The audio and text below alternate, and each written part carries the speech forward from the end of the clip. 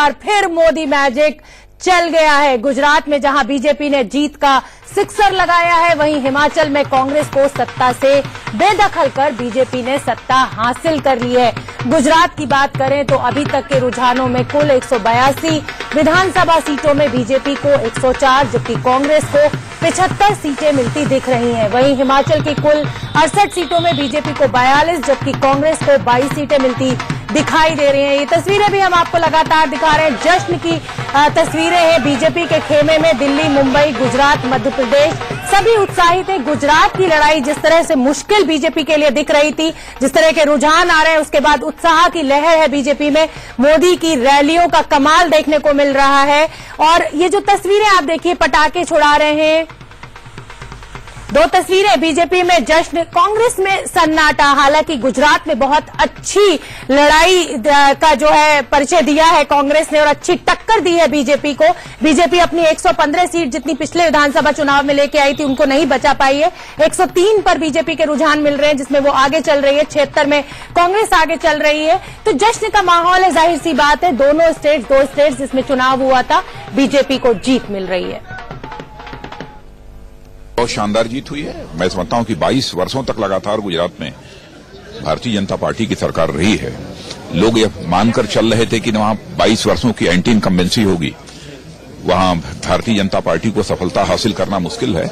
लेकिन आपने देखा कि 22 वर्षों के बाद भी गुजरात की जनता ने यदि प्रीफर किया किसी राजनीतिक पार्टी को तो भारतीय जनता पार्टी को, क्योंकि सामान्यतः सारे देश में यह धारणा बनी हुई है इस हिंदुस्तान में गुड गवर्नेंस देने वाली यदि कोई पॉलिटिकल पार्टी है तो वह भारतीय जनता पार्टी। और राहुल की अध्यक्षता में पहली हार किस ढंग से देखते हैं?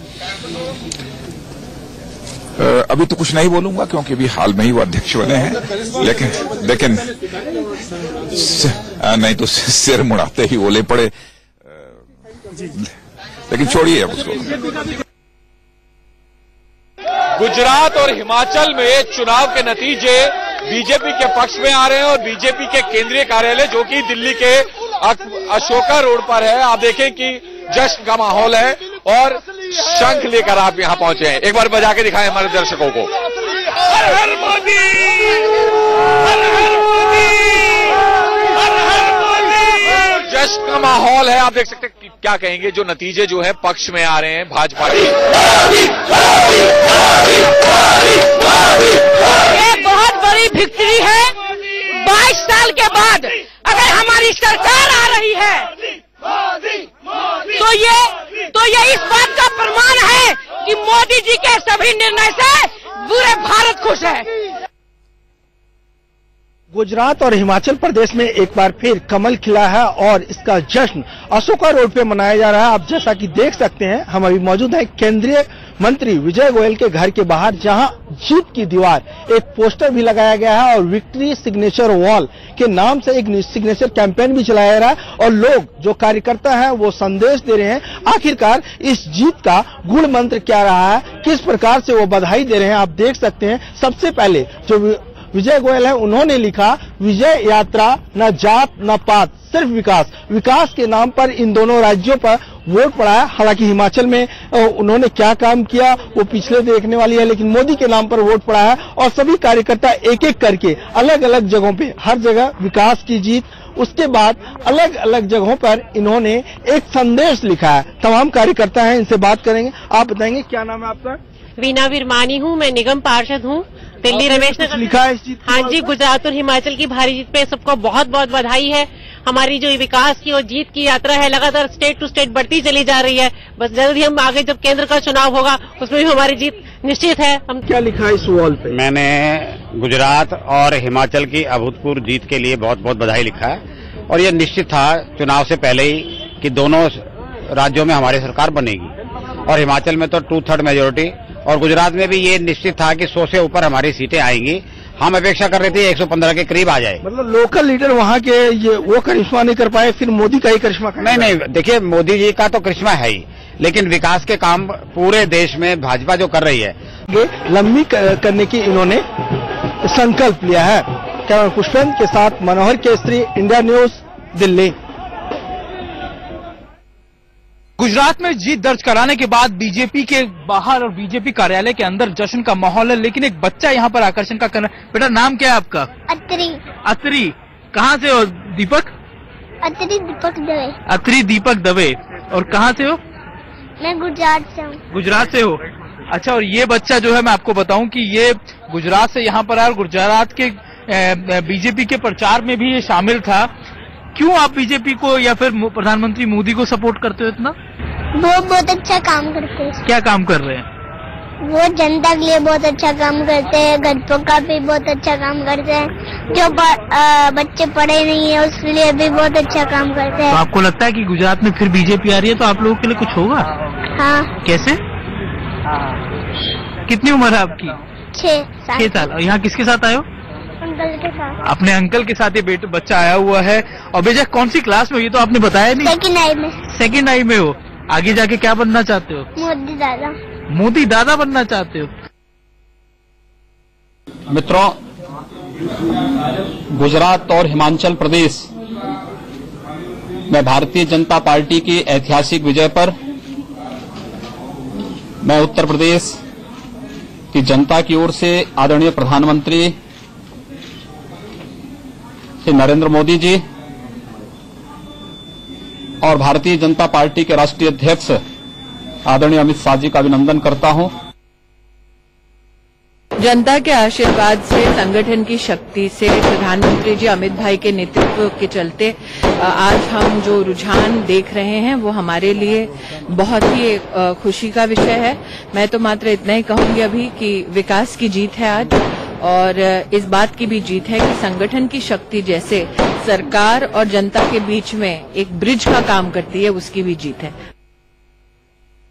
पूरी दुनिया को जो हमने सपना देखा था भारत को विश्व गुरु बनाने का, वो माननीय नरेंद्र मोदी जी के नेतृत्व में वो सपना साकार होगा, तेजी से साकार हो रहा है। वो वैश्विक नेता है, वो भारत की करोड़ों करोड़ जनता के हृदय के हार हैं, दिलों का राज करते हैं, भारत के मुकुटमणि हैं। गुजरात की शानदार विजय और हिमाचल को कांग्रेस से छीना, ये उनके चमत्कारी नेतृत्व में जनता के विश्वास का परिणाम है। नरेंद्र भाई का हम सब अभिनंदन करते हैं। 5वीं बार भारतीय जनता पार्टी सरकार बना रही है। बहुत ही कठिन परिस्थिति थी, क्योंकि हमारे सामने भी कई प्रश्न थे ही। एक और 3 नेता प्रयास कर रहे थे बीजेपी को हराने के लिए। दूसरी ओर भारतीय जनता पार्टी के कार्यकर्ता, खुद हमारे प्रधानमंत्री, सभी मंत्रीगण और पार्टी के सभी कार्यकर्ता इसमें लगे थे, और आखिरी जीत भारतीय जनता पार्टी की है। भारतीय जनता पार्टी को पूर्ण बहुमत जो है हिमाचल चुनाव में मिल चुका है। हमारे साथ इस समय बात करने के लिए सांसद अनुराग ठाकुर साहब मौजूद हैं। ठाकुर साहब, जिस तरह के एग्जिट पोल्स थे, जिस तरह से कैंपेन किया गया, उसका परिणाम देखने को मिल रहा है टीवी स्क्रीन्स पर। साफ तौर पर बहुमत जो है मिल चुका है। क्या कहना चाहेंगे, क्या श्रेय देना चाहते हैं? हिमाचल की जनता का आभार प्रकट करना चाहता हूं जिन्होंने भारतीय जनता पार्टी को वोट दिया है। माननीय प्रधानमंत्री नरेंद्र मोदी जी का और अमित शाह जी का आभार प्रकट करना चाहता हूं, और बाकी वरिष्ठ नेताओं का जिन्होंने हिमाचल प्रदेश में आकर कैंपेन किया, और मोदी जी के आने के बाद जो हवा बनी उसका बहुत लाभ भारतीय जनता पार्टी को मिला है। और निश्चित तौर पर प्रदेश में जो एक माफिया राज का माहौल था उससे मुक्ति पाने के लिए हिमाचल के लोगों ने वोट किया है।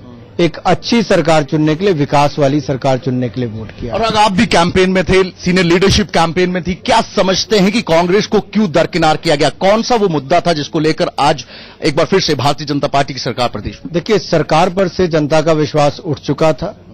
कानून व्यवस्था का चरमरा जाना, अपराध की घटनाएं बढ़ना, और इसके साथ साथ भ्रष्टाचार लगातार अपनी जड़ें पसार रहा था, और कांग्रेस के नेताओं पर लगातार आरोप लग रहे थे। एक बड़ा कारण ये भी था, और दूसरा कारण जो केंद्र की योजनाएं भी आई उनको भी प्रदेश की सरकार लागू नहीं करवा पाई, लोगों को लाभ नहीं दिला पाई।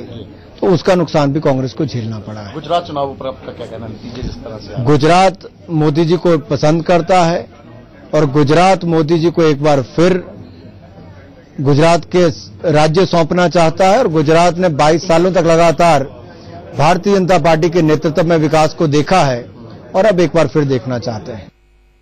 तो हिमाचल और गुजरात दोनों ही जगह बीजेपी का परचम लहरने जा रहा है, दोनों ही जगह जीत की तरफ है बीजेपी। और 101 सीटों पर जो नए रुख आ रहे हैं वो हम आपको दिखा दें। रुझान 101 सीटों पर बीजेपी, 79 सीटों पर कांग्रेस और 2 पे अदर्स। और हिमाचल की अगर बात करें तो बीजेपी 41 सीटों पर बढ़त बनाई हुई है, कांग्रेस 23 पर और अदर्स पर 4। तमाम पैनल हमारे साथ स्टूडियो में मौजूद है। प्रदीप सिंह जी सीनियर जर्नलिस्ट, स्मिता मिश्रा जी, अंबिकानंद सहाय जी और doctor Ajay Upadhyay political analyst हमारे साथ स्टूडियो में मौजूद है।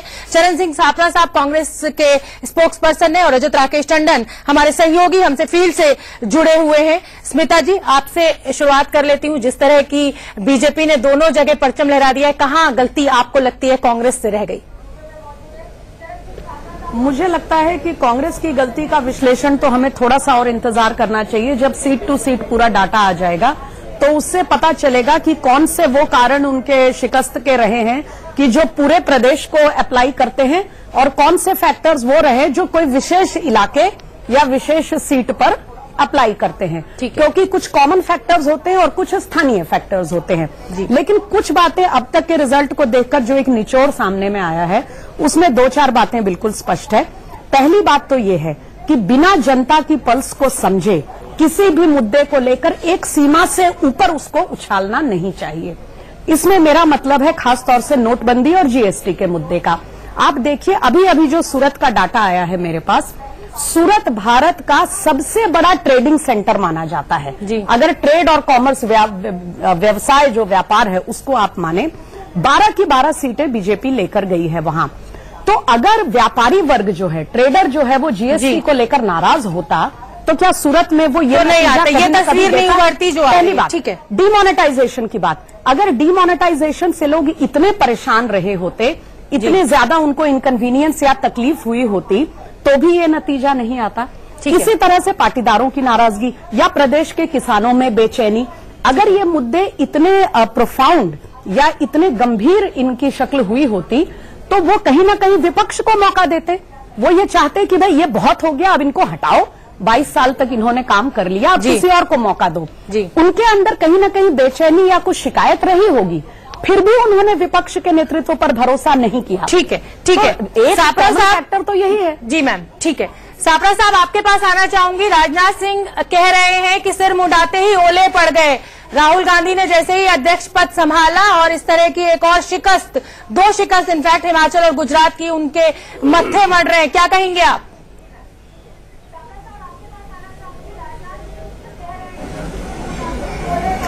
देखिए, शिकस्त जो आप कह रहे हैं, ये आंकड़े, अभी तक के आंकड़े जो है वो दिखा रहे हैं और उसमें अगर ऐसी कोई बात है तो हम भारतीय जनता पार्टी को मुबारकबाद देना चाहते हैं क्योंकि ये जनता का निर्णय है।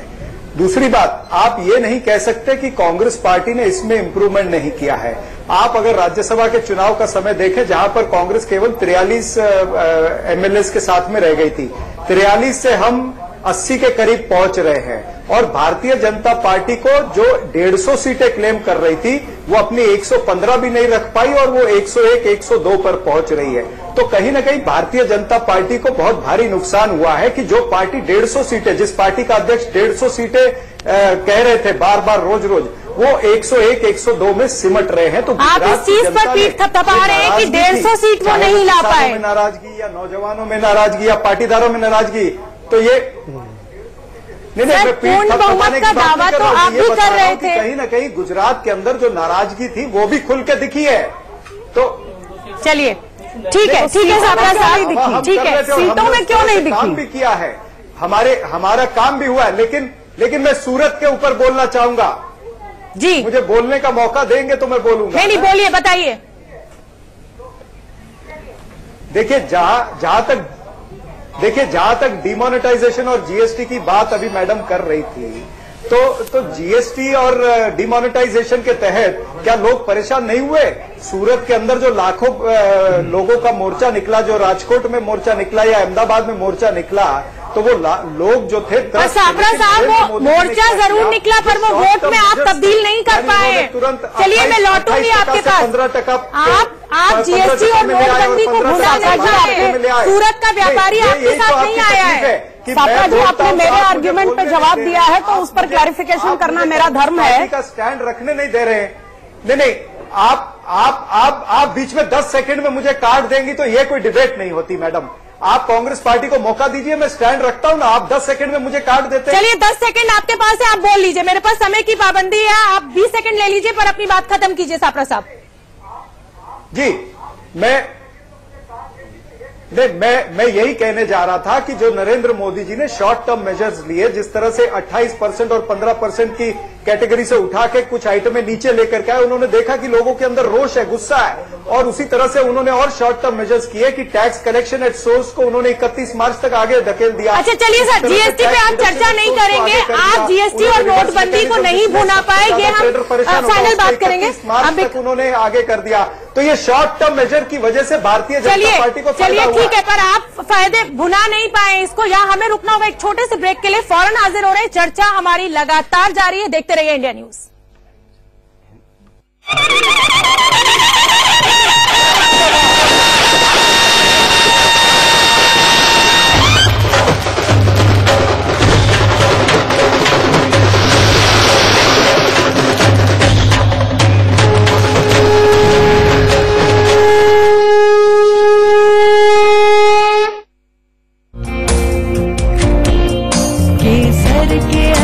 ही स्टेट्स में बीजेपी जीत की तरफ बढ़ती हुई ताजा अपडेट हम आपको बता दें। ताजा रुझान जो आ रहे हैं, गुजरात में बीजेपी 100 सीटों पर आगे है, कांग्रेस 80 पर, अदर्स 2 पर। हिमाचल प्रदेश में 41 पर बीजेपी, 23 पर कांग्रेस और 4 अदर्स आगे चल रहे हैं।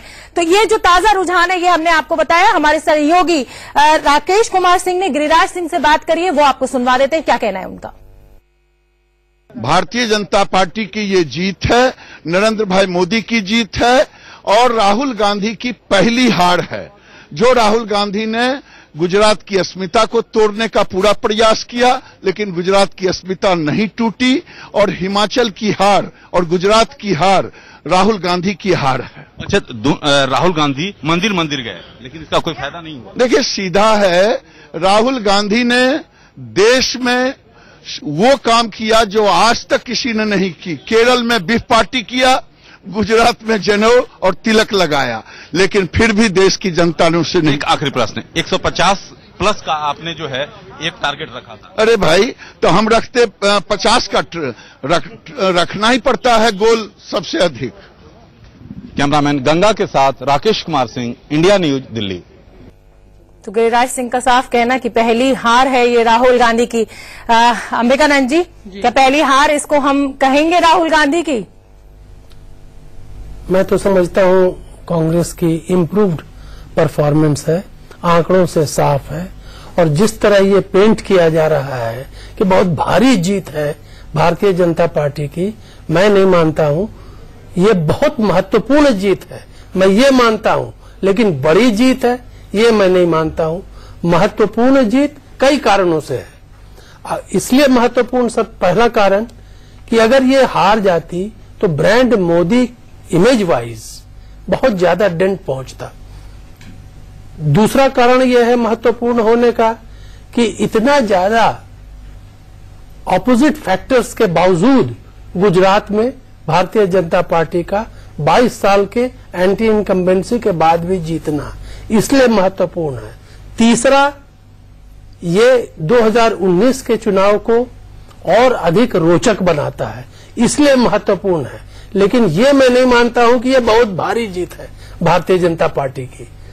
ठीक है, नवीन जी हमारे साथ। नवीन जी, बहुत बहुत बधाई आपको। बीजेपी दोनों स्टेट्स में जीत का झंडा लहरा रही है।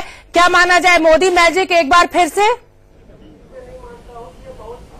देखिए, सबको भी बहुत बहुत बधाई, शुभकामनाएं। दूसरी बात ये, कांग्रेस के मित्र कुछ देर पहले बोल रहे थे, मैं उनकी बात बताऊं कि अगर हम 150 इस बार नहीं लेके आ पाए गुजरात में, तो आप निश्चित मानिए कि 2022 में ले आएंगे। हम आज से तैयारी शुरू करते हैं, 2022 में 150 ले आएंगे। लेकिन जो कांग्रेस नकारात्मक राजनीति कर रही है देश के अंदर लगातार, चाहे वो जीएसटी के विषय में हो, चाहे विमुद्रीकरण के विषय में हो, चाहे किसी भी कारण में हो, यही कारण है जी बिल्कुल, कृपया सुन लीजिए सापरा साहब, बड़ा कठिन होगा, मैं समझ सकता हूँ आपके दिल पे क्या बीत रहा है, इसका एहसास हमें है, क्योंकि आप 60 साल सत्ता में रहे, हम अभी सत्ता में हैं, लेकिन हम सकारात्मक राजनीति करते हुए हैं, नकारात्मक करते हुए नहीं है। तो मैं से आपको बता देना चाहता हूँ, आप नकारात्मक राजनीति कर रहे हैं, उसका ही कारण है लोगों ने मोदी जी, मैं वही बता रहा हूँ, जो हाशिए पे कांग्रेस पहुंच गई, जो हाशिए, देखिए नरेंद्र भाई मोदी ने जो काम किया 3.5 वर्ष में केंद्र में और 22 वर्ष गुजरात में, उसकी परिणति है। एक सुशासन देने का उन्होंने लगातार प्रयास किया, वो कर रहे हैं,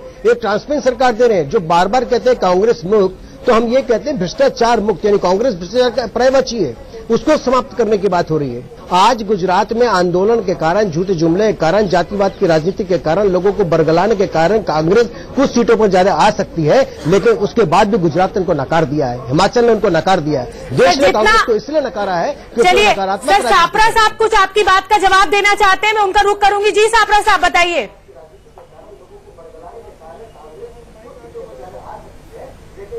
देखिए, मोदी मैजिक कम हुआ है ये तो आंकड़े बताते हैं, भारतीय जनता पार्टी के प्रवक्ता चाहे कुछ भी कह लें।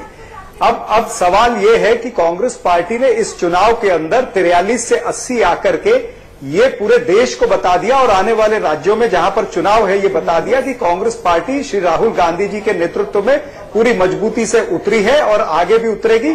कांग्रेस पार्टी, जिसको Bharatiya Janata party social media में कहीं ऐसे दिखाती थी कि कोई कंपैरिजन ही नहीं है, वैसा अभी नहीं है। कांग्रेस पार्टी ने पूरे ऑपोजिशन को और सत्ताधारी पार्टी को ये सिद्ध कर दिया है कि हम आपके साथ हैं, हम उस जनता के साथ हैं जो जनता मोदी जी के विचारों से या गुजरात मॉडल या मोदी मॉडल से अपना समन्वय नहीं रखती है। कांग्रेस पार्टी उनके विषय उठाने के लिए तैयार है, फिर वो चाहे किसान है, चाहे पाटीदार है, चाहे वो नौजवान है, चाहे बेरोजगार है। तमाम सारे मुद्दे जो कांग्रेस पार्टी ने लिए थे, जो 14 सवाल श्री राहुल गांधी जी ने पूछे थे, उसका उसी की वजह से आप उसको क्रेडिट देते हैं कि आप 40 सीटों पे आगे आए, 60-61 के आंकड़े से आप 80 के आंकड़े पर पहुंचे, 20 सीटें माफ कीजिएगा। यहाँ रुकना होगा एक छोटे से ब्रेक के लिए, फौरन हाजिर हो रहे हैं, कहीं मत जाइए, ये चर्चा लगातार जारी है।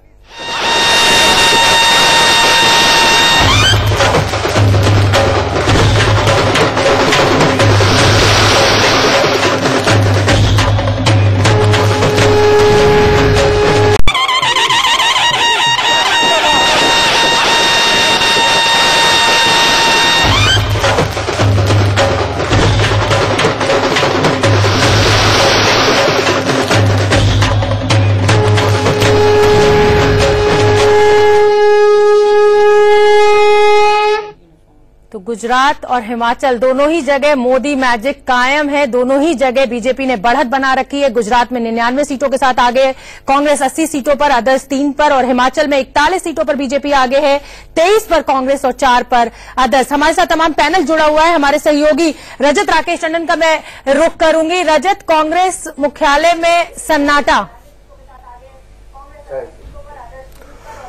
देखिए, इतना ज्यादा भी सन्नाटा नहीं है कांग्रेस ऑफिस में। लगातार इस बात की चर्चा चल रही है कि बहुत क्लोज फिनिश राहुल गांधी ने कांग्रेस को दिलाई है। लोग कह रहे हैं कि हाँ, राहुल गांधी ने कैंपेन की थी, उस कैंपेन का फायदा हुआ है, फिनिश नहीं कर पाए। लोग इस बात को कह रहे हैं कि अर्बन सेक्टर्स में जो सीट मिलनी चाहिए थी कांग्रेस को, जो रोष नोटबंदी और जीएसटी को लेकर था, वो नहीं मिला। संगठन कमजोर था, बूथ लेवल पे कमजोर था, उसका खामियाजा उठाना पड़ा। और जो बयानबाजियां हुई, जो क्रॉनिकल लेवल में, चाहे वो सोमनाथ टेम्पल की कंट्रोवर्सी हो, कपिल सिब्बल हो, मणिशंकर अय्यर हो या फिर सलमान निजामी हो, इन सब से नुकसान हो रहा है। लेकिन कुल मिला के कांग्रेस ये मान रही है कि हाँ, वो लड़ाई में है। कहीं ना कहीं जो एक बड़ा प्रचार था नरेंद्र मोदी और बीजेपी का गुजरात में, उसको भले ही सरकार के पास आंकड़ा मिल रहा है, लेकिन जो आंकड़े होने चाहिए बीजेपी के पास वो नहीं है। और कांग्रेस उस आंकड़े तक पहुंच रही है, वहां तक फिनिश कर रही है, जिसका उसको अनुमान नहीं था। कांग्रेस जानती थी टफ स्टेट है, होम टर्फ है नरेंद्र मोदी का, और इतनी सीट भी मिलना एक आश्चर्य की बात से कम नहीं है। ये भी मानती है कि जो बड़े नेता हैं कांग्रेस के, वो चुनाव आ रहे हैं, और अर्बन सेक्टर में अगर और ज्यादा मेहनत होती, और ज्यादा उपयोग किया जाता, तो शायद और अच्छे रिजल्ट आते। कांग्रेस की ये भी राय है कि जिग्नेश और अल्पेश अपना चुनाव जरूर जीत रहे हैं, लेकिन अगर इन दोनों लोगों ने भी हार्दिक पटेल की तरह कैंपेन किया होता, तो शायद कुछ सीटें और बढ़ सकती थी कांग्रेस के खाते में। ठीक है, अंबिकानंद जी, जैसा कि आप रजत को सुन रहे हैं, साफ साफ उनका कहना है कि अगर अर्बन सेक्टर में और मेहनत कांग्रेस ने की होती तो शायद 10-12 सीट और आ जाती, या ये कहिए कि मणिशंकर अय्यर ने अगर खेल ना बिगाड़ा होता तो 10-12 सीट और आ जाती। आप क्या कहेंगे? देखिए, दोनों बातें सही है। पहली, इसमें किसी को कोई शक नहीं होना चाहिए कि कंपैरेटिवली भारतीय जनता पार्टी की मशीनरी वेल ऑयल्ड और सालों भर काम करने वाली, मेहनत करने वाली है। कांग्रेस कंपैरिजन में बहुत कमजोर, लचर नजर आती है, तो उसका खामियाजा मिला, ये सही है। दूसरी चीज, वो जो सेकंड फेज ऑफ पोलिंग, पहले फेज के बाद सेकंड फेज के पहले जो कंट्रोवर्सीज हुई, उसका भी ऑब्वियसली नुकसान पहुंचा है। हमें ये नहीं भूलना चाहिए कि हिंदुत्व का एक लेबोरेटरी है गुजरात, और वहां पे इस किस्म का। तो बीजेपी के खेमे में खुशी की लहर, जश्न का माहौल। गुजरात और हिमाचल प्रदेश दोनों में ही जादुई आंकड़े को पार किया बीजेपी ने। 101 सीटों पर बढ़त बनाई हुई है, 79 सीटों पर कांग्रेस, 2 में अदर्स हैं गुजरात में। और हिमाचल की बात करें तो 44 पर बीजेपी, 20 पर कांग्रेस और 4 पर अदर्स। हमारे सहयोगी राकेश कुमार सिंह ने पुरुषोत्तम रूपाला से बात करी, वो आपको सुनवा देते हैं। गुजरात में एक बार फिर बीजेपी की सरकार बनती दिख रही है। हमारे साथ बातचीत करने के लिए केंद्रीय मंत्री पुरुषोत्तम रूपाला साहब हैं। रूपाला साहब, लगातार कांग्रेस के द्वारा घेरेबंदी की गई, लेकिन बीजेपी एक बार फिर जीत की ओर। ये 2 चीजें ही हैं इसमें। गुजरात की जनता ने विकास का साथ दिया, नरेंद्र भाई के प्रति विश्वास प्रकट किया, और कांग्रेस की नकारात्मक राजनीति को फिर से नकारा। कांग्रेस कर रही है कि भले ही बीजेपी जीत की ओर अग्रसर है, लेकिन पिछली बार की जितनी सीटें थी उससे कम हुई हैं, यानी गुजराती मॉडल की हार। हम विनम्रता से इस जीत को जनता का आदेश मान रहे हैं। ये अभी हमारे मॉडल का विजय नहीं है, ऐसा अभी भी जो कांग्रेस कह रही है, वो अभी भी इसको सुधारना चाहिए। ये हम इसी मॉडल पे ही तो मत मांगे थे, तो इसी मॉडल को ही जनता ने स्वीकारा है, इसको मंजूर किया है, और आपका तो कोई मॉडल उसी में है ही नहीं। ये बात अभी कांग्रेस समझ जाए तो अभी भी अच्छा है, और ना समझे तो भी हमारे लिए अच्छा ही है। अच्छा रूपाला साहब, राहुल गांधी ने जिस तरह से जिग्नेश और अल्पेश के साथ साथ हार्दिक पटेल के साथ एक तिकड़ी, युवाओं की तिकड़ी बनाई थी, उसका भी कोई ज्यादा लगता नहीं कि फायदा हुआ। मैं चुनाव में ही ये बता रहा था जनता को कि कांग्रेस इन 3 युवकों के आधार पर उनको आगे करके चुनाव लड़ रही थी। बजाय उन्होंने अपने किसी 3 नेता को प्रस्तुत किए होते तो कुछ कांग्रेस की शाख में बढ़ोतरी होती। राहुल गांधी मंदिर भी गए, अच्छी बात है, अब वो शुरू रखे, अब बंद ना करें। कैमरामैन संजीत के साथ राकेश कुमार सिंह, इंडिया न्यूज, दिल्ली।